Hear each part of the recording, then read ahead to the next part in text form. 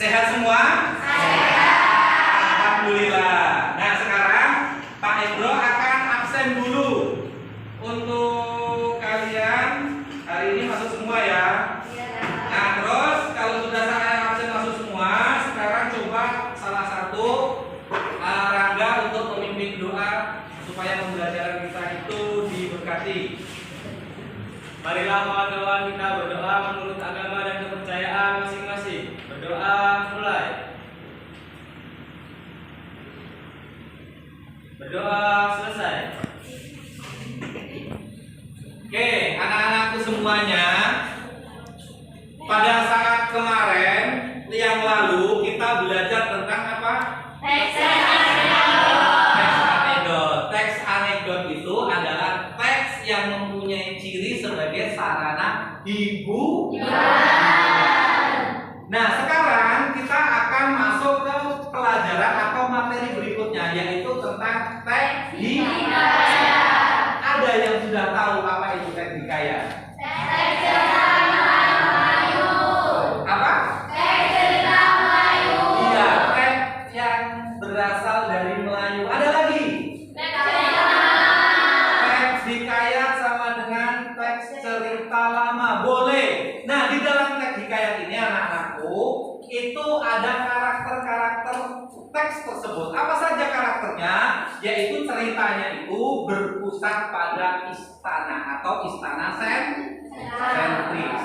Terus ada lagi anonim. Anonim itu tidak diketahui siapa pengarangnya. Nah, kalian pada kegiatan inti ini kalian itu harus mengambil nilai-nilai yang terdapat dalam teks hikayat. Ini Pak Hendro punya video, silakan kalian simak atau perhatikan apa yang bisa kalian ambil atau simak dari isi video ini. Silakan kalian nonton dulu. Di zaman dahulu, di negeri yang tak berantah, hiduplah sepasang suami istri yang sangat miskin karena disumpahi oleh Batara Indra dan sangat dibenci orang. Setiap kali mereka mengemis di pasaran kampung, mereka dipukuli dan diusir hingga ke hutan. Oleh karena itu, tinggallah sepasang suami istri itu di hutan dan memakan batang kayu dan buah-buahan. Setelah beberapa lama, istri si miskin hamil selama 3 bulan. Sang istri ingin sekali makan buah mangga yang ditanam di taman raja. Si miskin pun terketuk hatinya karena dahulu ia berkeinginan waktu menjadi raja. Ia tidak ingin memiliki anak, namun sekarang ia akan memiliki anak dan berkata, Istriku, apa kamu ingin membunuhku? Apakah kamu tidak tahu tentang masalah kita? Jangan meminta sesuatu. Kita tidak bisa mengambil buah mangga yang ada di taman raja.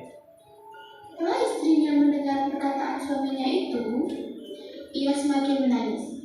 Lalu suaminya berkata, Karena istriku, jangan menangis. Aku akan mencarikan buah mangga itu dan memberikannya padamu. Istrinya pun berhenti menangis. Lalu si miskin pergi ke pasar mencari buah mangga. Setelah sampai di pedagang buah mangga, ia ragu untuk meminta buah mangga karena ia takut orang akan memukulinya. Pedagang buah mangga pun bertanya, "Hai miskin, apa yang kamu inginkan?" Jika Tuhan mempunyai belas dan kasihan, berikanlah saya sebiji buah mangga yang sudah busuk Tuhan. Orang yang berada di pasar pun menjadi iba karena mendengar kata-kata si miskin itu. Lalu orang yang berada di pasar tersebut memberikan si miskin buah mangga, makanan, dan bahkan pakaian serta buah-buahan lainnya. Si miskin pun heran karena biasanya ia diusir, dipukul, hingga dilempari kayu dan batu. Setelah ia berpikir seperti itu dalam hatinya, ia pun pergi ke hutan untuk menemui istrinya. Ibu, ini buah mangga, makanan, pakaian, dan beberapa buah-buahan. Kemudian, istrinya menginjak-injak apa yang diperoleh si miskin tersebut sambil menceritakan apa yang terjadi. Istrinya pun menangis dan tidak mau makan jika bukan buah mangga yang ditanam di taman raja, dan berkata, Biarkan saja aku adil. Si miskin pun sangat terpukul melihat perbuatan istrinya. Kemudian ia pergi menghadap Maharaja Indra Dewa yang saat itu sedang mengadakan pertemuan raja. Lalu ia masuk ke dalam dan baginda raja pun berkata, Hai miskin, apa yang kamu inginkan? miskin pun menjawab sambil bersujud. Tuanku, ampunilah hamba. Hamba datang ke sini ingin meminta buah mangga yang sudah jatuh ke tanah tuanku. Apa yang ingin kau lakukan dengan buah mangga itu? Untuk dimakan, tuanku. Tolong ambilkan setangkai buah mangga untuk si miskin ini. Kemudian diambillah buah mangga tersebut untuk si miskin yang sedang sujud kepada baginda raja.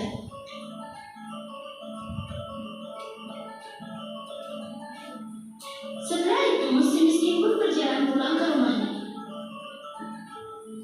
Setelah dilihat oleh sang istri akan si miskin datang membawa setangkai buah mangga, ia pun tertawa senang sambil memakan buah mangga tersebut. 3 bulan kemudian, sang istri menangis ingin makan buah nangka yang ditanam di taman raja.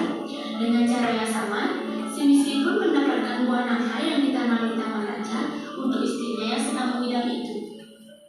Selama istri si miskin hamil, banyak makanan, pakaian, beras, dan peralatan yang diberikan kepadanya. Pada waktu yang baik dan tepat, pada malam hari 14 bulan itu, bulan bersinar terang. Kemudian pada waktu itu juga istri si miskin melahirkan seorang anak laki-laki yang sangat baik dalam penampilan dan tampan. Anak itu diberi nama Marakarma, yang artinya anak di dalam kesulitan. Dengan takdir Allah Subhanahu wa Ta'ala melimpahkan kepada hambanya, si miskin pun menggali tanah untuk membuat tempat Ingat dengan takdir Allah tadi berarti ada Ketika ia nilai menggali tanah untuk religinya. mengerjakan tiang, ia menemukan telaju besar yang berisi banyak emas. Istrinya pun datang untuk melihat dan berkata, Emas ini tidak akan habis sampai anak cucu kita, suamiku. ia pun menjadi kaya dan membeli barang-barang kebutuhannya seperti kendi, unta-unta, pelana kuda, keris dan sebagainya. Setelah kembali dari membeli barang tersebut, ia mandi dengan jeruk nipis, menimang anaknya dan berseru, Jika engkau sungguh anak dewa yang ingin menerangkan wajah ayahanda itu, biarkan negeri di hutan ini menjadi negeri yang lengkap dengan cerdas, baik dan istana serta menteri, rakyat dan semua raja-raja besar. Terkabullah permintaan itu, dan si miskin menjadi raja dan berganti nama menjadi Maharaja Indra Angkasa, dan istrinya berganti nama menjadi Ratna Dewi, dan negeri itu dinamakan Puspasari.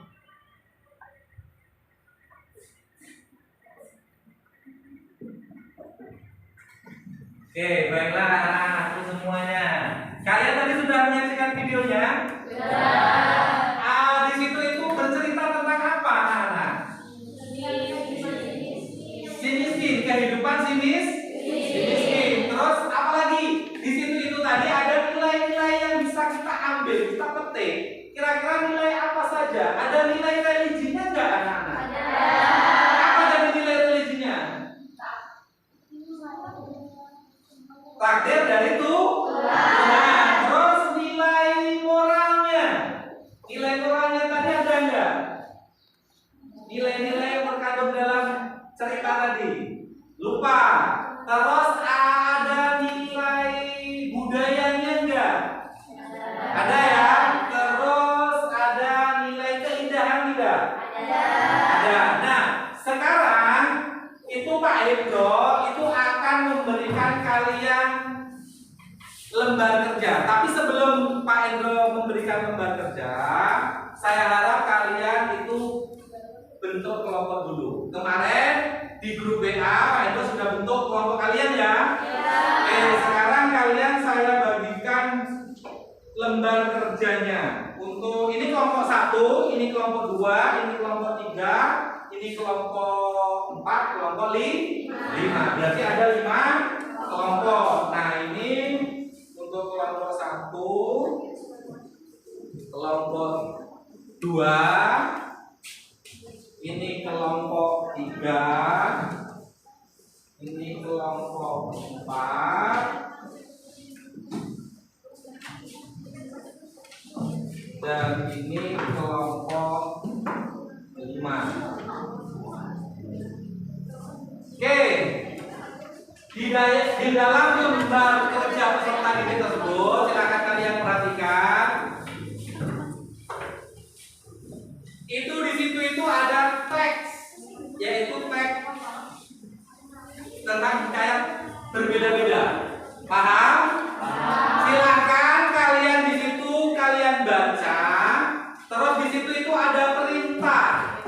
Perintahnya apa? Yang nomor 1 itu kalian disuruh mengidentifikasi isi cerita yang terkandung di dalam teks tersebut, di dalam teks hikayat tersebut. Yang kedua, kalian itu disuruh menyimpulkan isi yang terkandung dalam teks hikayat tersebut. Dan yang ketiga, kalian itu nanti menceritakan kembali atau mempresentasikan bersama kelompok kalian, perwakilan saja ke depan. Nanti kelompok lain menanggapi. Silakan kalian diskusi, kalian baca, kalian kerjakan di lembar kerja tersebut. Silakan. Bapak beri waktu berapa menit kira-kira? 10 atau sampai 15 menit ya? Oke, silakan. Kalau ada yang merasa kesusahan, itu kalian boleh bertanya. Silakan, kamu baca poin-poin nilai-nilainya yang terkandung dalam teks tersebut. Ayo, Mukle, silakan kalian kerjakan. Diskusi.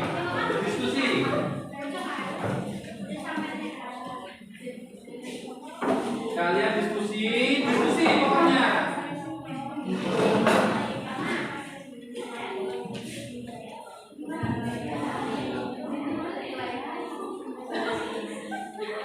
Nah, ini kan di sini ini ada nilai-nilainya ya dong ya, nilai agama, nilai sosial, nilai budaya, nilai moral. Nah, dalam teks tersebut itu nilai agamanya apa sih? Nilai sosialnya apa sih? Nilai budayanya apa? Nah, kalian tuangkan dalam lembar kerja tersebut. Dok, ini kan ada lembar kerja dok. Nah, di sini ini ada konsep nilai-nilai yang berada dalam teks tersebut. Nilai apa saja? Ada nilai agamanya, ada nilai sosialnya, ada nilai budayanya, ada nilai moralnya. Coba kamu kasih di sini, kamu baca dulu. Tuh.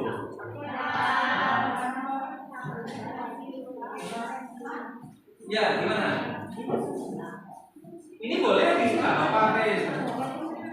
Apa-apa diisi. Ayo, siapa lagi yang bertanya? Nama kelompoknya diisi ya.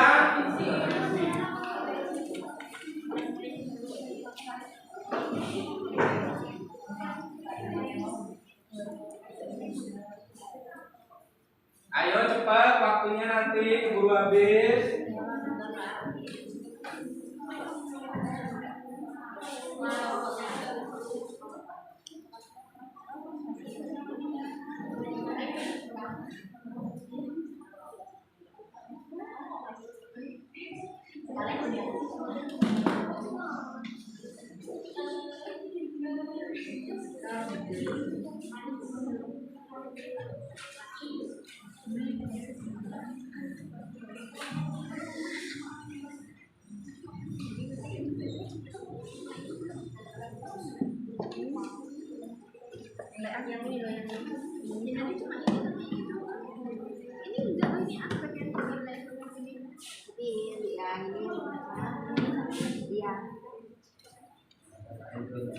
Ayo bro, ada yang mau ditanyakan bro? Silakan, nggak apa-apa. Diisi aja kelompoknya diisi. Kelompok 1 diisi kelas, nggak apa-apa kelas. Diisi di kelas aja kelas. Kelompok berapa tadi? Anggotanya siapa aja? Kalau kurang nomornya ditambahin.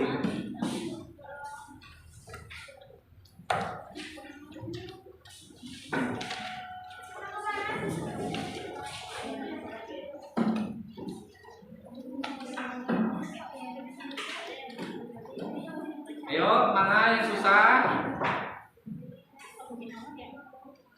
Ya, ada tagnya yang panjang banget, ada yang cuma sedikit. Yang jelas di situ itu ada nilai-nilai yang bisa kamu ambil atau kamu petik tentang nilai keagamaan.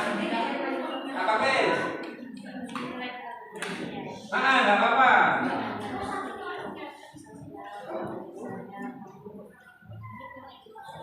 Nanti kalau sudah selesai, kalian maju ke depan, kalian presentasikan. Waktunya jangan sampai lewat ya.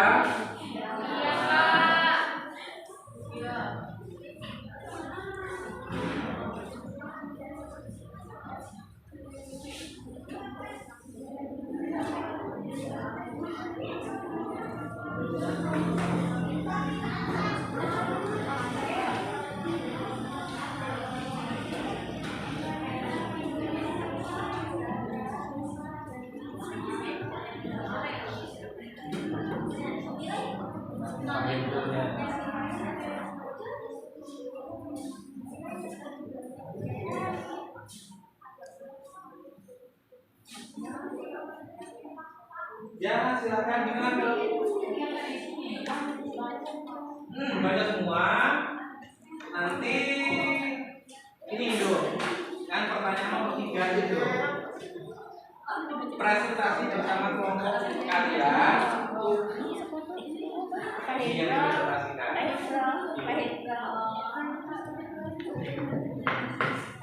Dok, nanti kan kalian tuh presentasi ke depan nih. Nah, kalian untuk presentasi ke depan, ini yang di ini. Ini penilaian, nggak usah, ini penilaian. Iya, ini maksudnya ini penilaian. Ini cara pengambilan penilaian. Nah, maksudnya kamu dulu mencari ini. Ada sosial ekonomi, terus isi. Nanti ya kalian tapi biar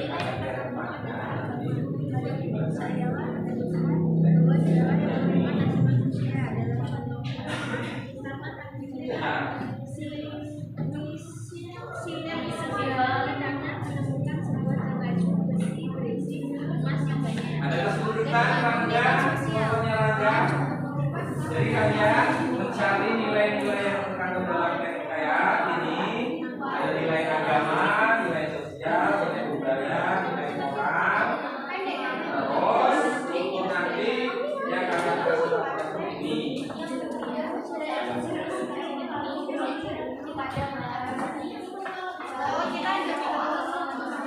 Ayo yang aktif, dong.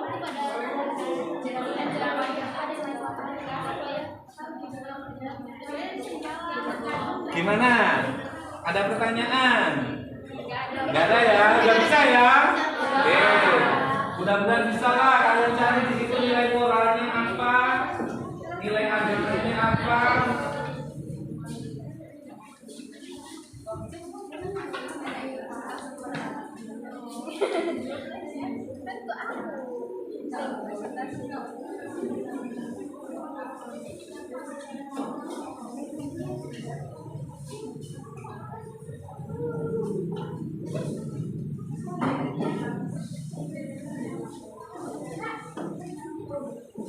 Yuk, saya kasih waktu 5 menit lagi, tinggal 5 menit lagi waktunya.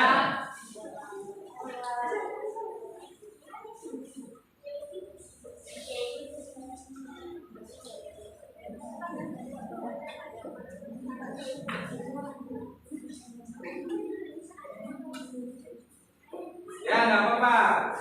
Pokoknya yang merasa kesusahan atau nggak tahu kesulitan, silakan bertanya.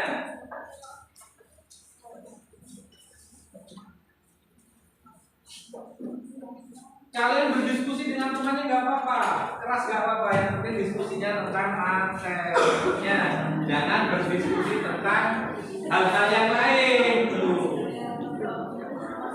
Nanti kalian diskusi tentang di rumah ada makanan apa ya, jangan. Kalian diskusi tentang teknika. Silakan lanjutkan.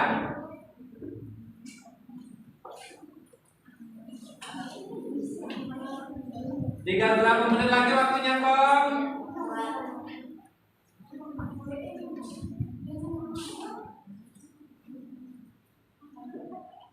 2 menit lagi.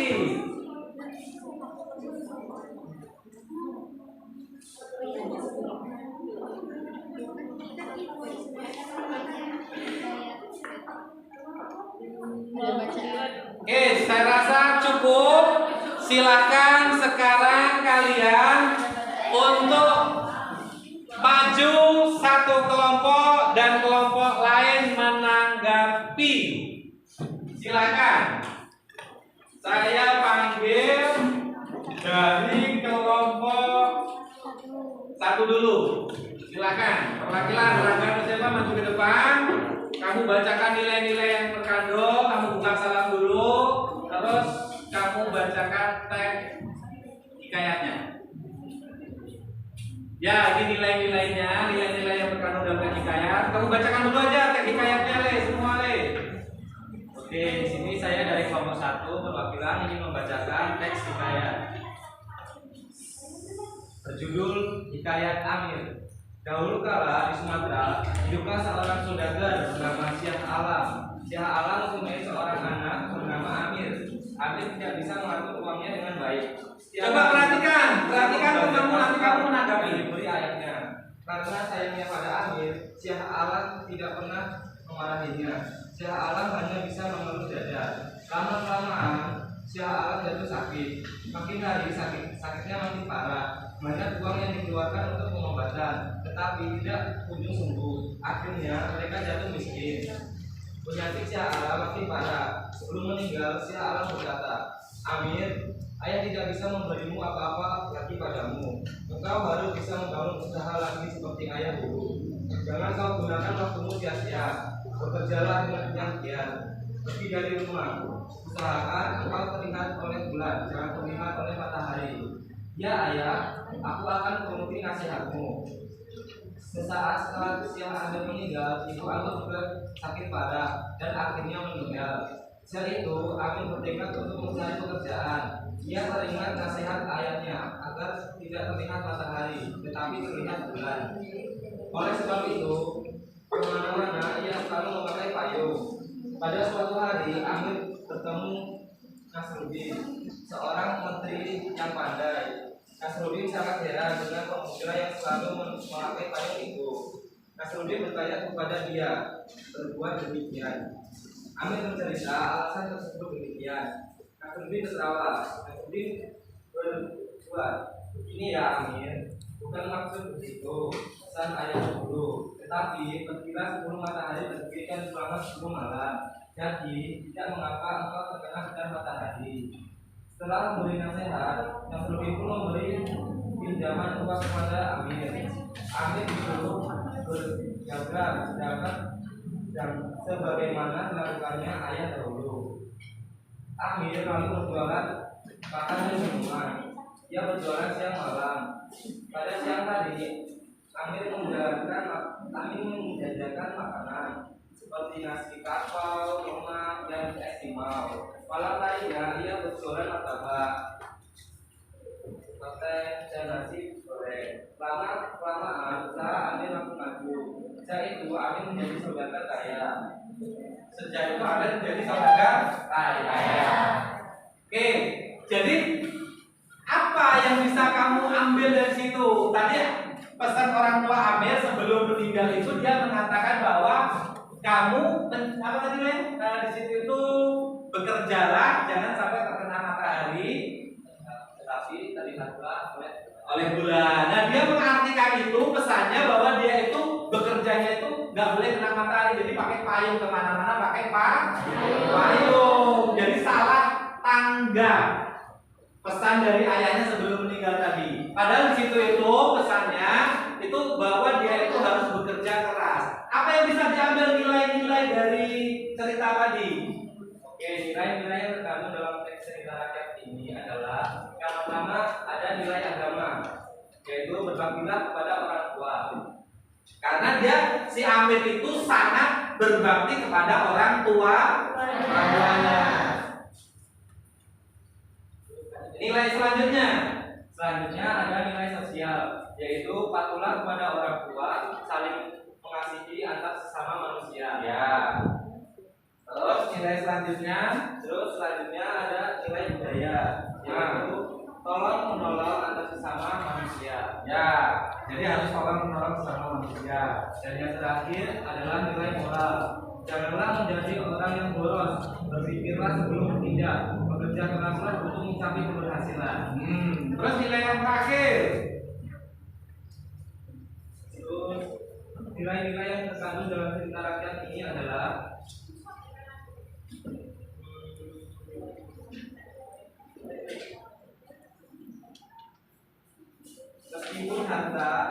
meskipun harta yang melimpah, penting sekali memberikan edukasi agar anak bisa hidup lebih hemat dan tidak menyia-nyiakan uangnya. Oleh karena itu, ketika sudah dewasa, sudah selayaknya seorang anak hidup mandiri dan bekerja dengan uang punggungnya sendiri. Oke, cukup. Ini kelompok 1. Kira-kira kalian kasih tepuk tangan dulu. Apakah sudah mampu mencari nilai-nilai yang terkandung dalam teks hikayat tersebut? Kalian boleh menanggapi kira-kira penampilan atau presentasi dari kelompok 1 bagaimana tanggapan kalian? Bagus? Bagus. Atau masih kurang? Cukup ya, bagus ya. Oke, silakan untuk kelompok 1 duduk kembali. Terima kasih ya, sama-sama. Oke, sekarang untuk kelompok 2. Kelompok 2. Silakan, kelompoknya Muklis. Bukan Muklis. Assalamualaikum warahmatullahi wabarakatuh. Waalaikumsalam warahmatullahi wabarakatuh. Berdirinya saya di sini ingin membacakan cerita hikayat yang berjudul Bayan Budiman.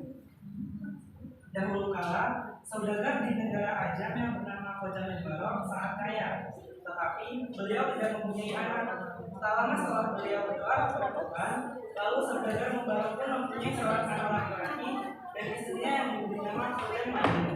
Khoja Maimun. Setelah Khoja Maimun berusia 5 tahun, ayahnya menyarankan kepada guru-guru untuk mengajarinya mengaji. Saat umurnya 15 tahun, Khoja Maimun dinikahkan dengan saudagar kaya, sangat cantik bernama Bibi Zainab. Beberapa lama, saat Khoja Maimun telah mempunyai istri, beliau membeli seekor burung bayan jantan, dan dia juga membeli piung betina. Lalu dibawa ke rumah dan ditaruh satu tempat dengan seekor bayan. Pada suatu hari, Khoja Maimun tertarik akan peninggalan di laut. Lalu beliau meminta izin kepada istrinya. Sebelum beliau pergi, beliau berpesan kepada istrinya, jika ada suatu pekerjaan, bermusyawarahlah dengan kedua unggas itu. Beberapa lama, tinggal oleh suaminya ada anak dari Raja Ajam yang sedang berkuda. Lalu, melihat wajah Bibi Zainab yang sangat cantik, mereka akan berbincang, tetapi melalui seorang perempuan tua. Pada suatu malam, Bibi Zainab pamit kepada burung piung untuk menemui anak raja itu. Tetapi burung piung mengatakan bahwa perbuatannya telah melanggar aturan Allah Subhanahu wa Ta'ala. Lalu Bibi Zainab marah dan dikeluarkanlah burung piung itu dari sangkarnya, dan burung itu dibunuhnya. Lalu Bibi Zainab pun meminta izin kepada burung bayan yang sedang berpura-pura tidur. Bayan pun berpura-pura terkejut dan mendengar dengan hati Bibi Zainab yang ingin pergi menemui anak raja itu. Bayan pun berpikir, bila ia menjawab seperti burung piung, maka ia juga akan mati. Setelah ia berpikir, ia berkata, "Aduhai, Siti yang berwajah baik, segeralah pergi menemui anak raja itu. Jika pekerjaan Tuhan tidak baik atau melakukan kejahatan, insya Allah di atas kepala hamba yang menanggungnya. Baiklah, jika Tuhan akan pergi. Karena Tuhan sudah dinanti anak raja itu, apakah yang dicari semua manusia di dunia ini selain bertabat, kesabaran, dan kekayaan? Tuhan seperti ini kayak seekor unggas bayan yang dicabut bulunya oleh Tuan Putri, istri saudagar." Maka Bibi Zainab pun berkenan untuk mendengarkan cerita tersebut. Bayan pun bercerita kepada Bibi Zainab dengan maksud supaya beliau dapat melupakan tentang itu, seorang perempuan tua.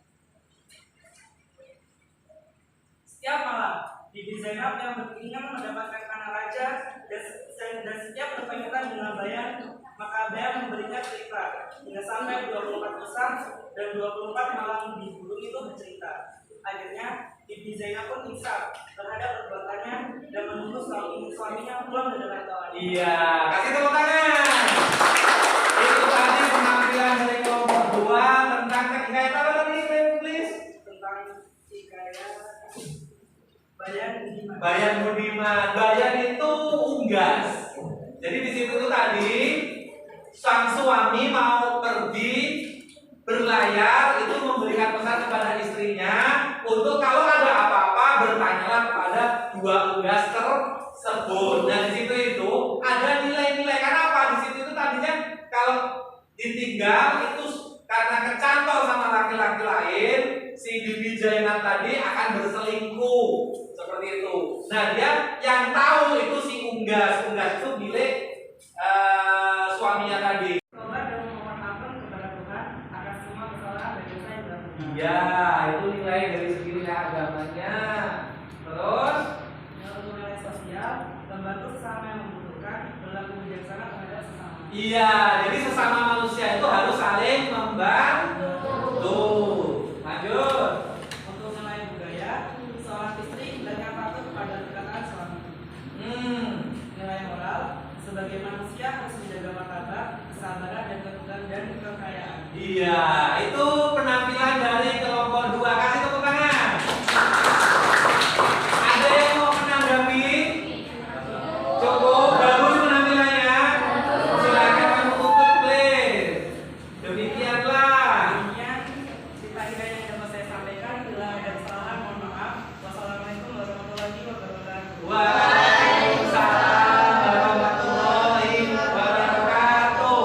Sekarang penampilan kelompok selanjutnya yaitu kelompok 3.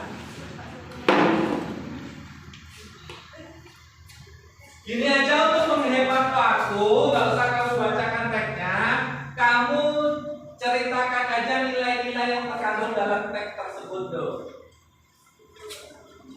Saya awali, selamat siang. Silakan. Saya berdirinya saya di sini, saya mewakili kelompok 3 untuk mempresentasikan hasil kerja kelompok kami. Ya, langsung ke ini aja. Yang tadi isi yang terkandung dalam teks tersebut, baru nilai-nilai yang terkandung. Isi yang terkandung dalam teks cerita rakyat Judulnya apa, Bu? Hikayat Hang Tua, Hang Tua. yang mengisahkan kesatria dan kesetiaan seorang Laksmana Melayu bernama Hang Tua.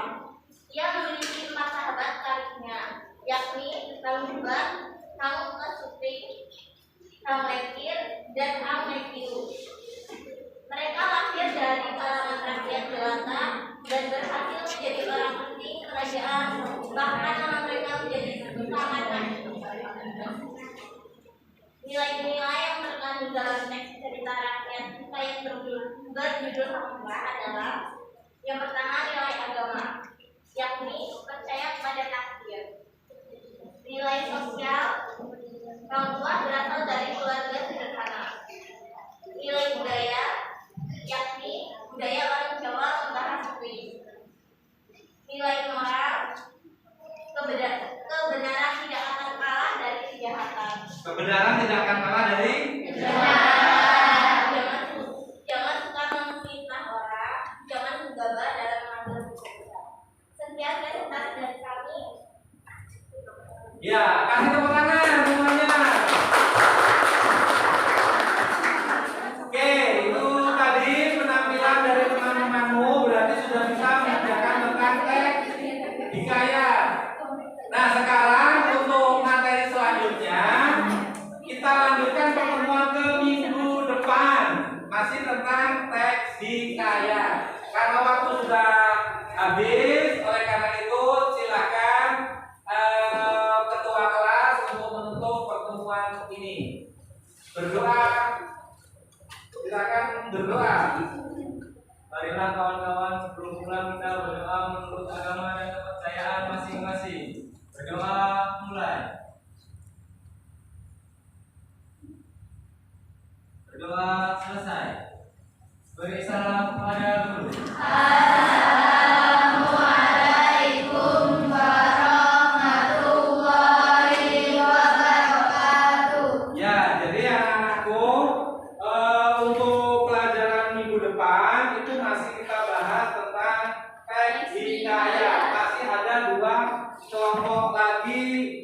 yang belum presentasi ya. Jadi apa sih yang bisa kita ambil dari cerita ini tadi, bahwa kalian itu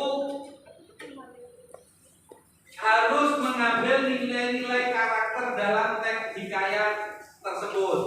Tujuan pembelajarannya bahwa melalui diskusi kelompok dan pengamatan cerita rakyat ini, itu peserta didik dapat mengidentifikasi isi yang terkandung dalam cerita rakyat tersebut dengan kritis dan bertanggung jawab. Kesimpulannya, melalui diskusi ini, kelompok dan pengamatan teks cerita rakyat, peserta didik dapat menceritakan kembali.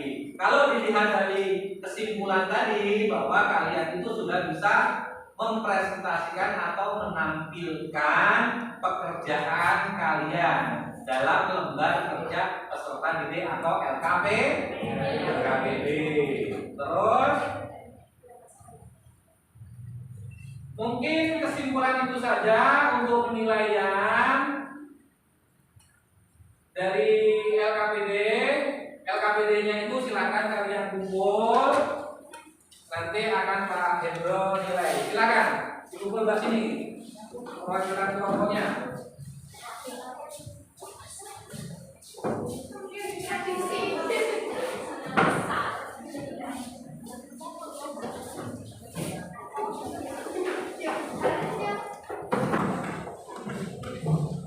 Oke, mungkin itu saja pertemuan kita kali ini ya. Saya cukupkan sekian, saya akhiri. Assalamualaikum.